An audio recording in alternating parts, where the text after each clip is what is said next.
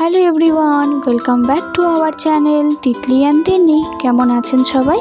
আশা করছি সবাই ভালো আছেন। আরও একটি নতুন ব্লগে সবাইকে স্বাগত। দিনটা ছিল বুধবার, সকাল এখন 10টা সাড়ে 10টার মতো বাজে। আজকে সকাল সকালে ব্লগটা শুরু করছি। বাচ্চাদের নিয়ে বাইরে চলে আসলাম। বাইরে খুব সুন্দর হাওয়া হচ্ছিল জন্য, বৃষ্টি হওয়ার আগে যেমন হাওয়া হয়। আর এদিকে ঘরেও কারেন্ট নেই, ফ্যানও চলছে না, লাইটও জ্বলছে না। তাই বাচ্চাদের নিয়ে ভাবলাম একটু বাইরে থেকে ঘুরে আসি। তো বাইরে এসে দেখছি অনেক দিন পরে জবা গাছে ফুল হয়েছে। আর জবা গাছটা হয়েছেও একদম লম্বার মতো। এই ফুল তো হাতে পাওয়া সম্ভব না। আর একটু এগিয়ে দেখলাম আমাদের বাগানে সুন্দর ধনিয়া পাতা হয়েছে। এটা আমরা বলি বিলাতি ধনিয়া পাতা। অফ সিজনে এই ধনিয়া পাতা দিয়ে কাজটা চলে যায়। আর এখানে আছে লঙ্কার গাছ।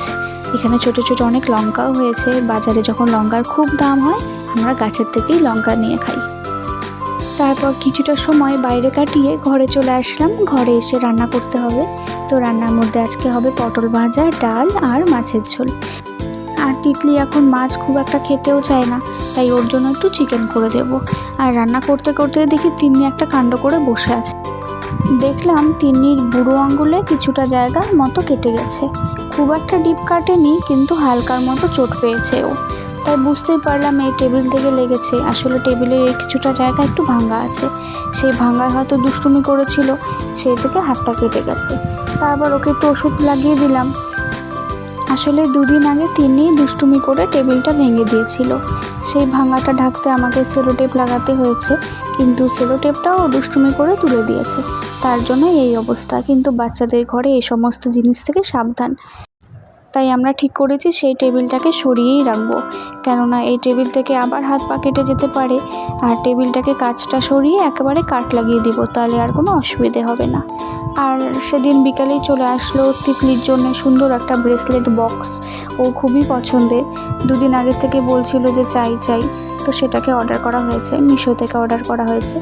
তো আজকে ডেলিভারি দিয়ে গেল। বেশ খুশি তিতলি। এই ব্রেসলেট বক্সটিতে রয়েছে অনেক রকমের ডিজাইনের বিডস, অনেক কালারফুল, অনেক সুন্দর সুন্দর রকমের বিডস রয়েছে এখানে, অনেক শেপেরও রয়েছে। আর এই বক্সটির সাথে দিয়েছে একটি নাইলনের সুতো। এই নাইলনের সুতোর সাহায্যেই ব্রেসলেটগুলো বানানো যায়। একটা একটা করে বিডসগুলোকে সুন্দর করে সাজিয়ে নিয়ে সুন্দর করে বেঁধে দিলেই রেডি ব্রেসলেট। এসব করেই ওর মনে পড়েছে কার্ড বানানোর কথা। তারপরও কার্ড বানাতে বসলো। তো সেসব করতে করতে তো প্রায় রাত 11:30, 11:30 পর্যন্ত বসে কার্ড বানালো 2-3 রকমের। আর ব্রেসলেটগুলো বানিয়েছেও খুব সুন্দর, দেখতে যেমন সুন্দর, আর পরার পর তো আরও কিউট লাগছিল। ওর বোনের জন্য একটা বানিয়ে দিয়েছে। আজকের ভিডিওটি এ পর্যন্তই। ভিডিওটি এখানেই শেষ করছি। ভিডিওটি ভালো লাগলে অবশ্যই লাইক, কমেন্ট, শেয়ার করবেন। চ্যানেলটিকে সাবস্ক্রাইব করে পাশে থাকবেন। আর এই যে তিতলির বানানো কার্ড, ভিডিওটি দেখার জন্য অসংখ্য ধন্যবাদ।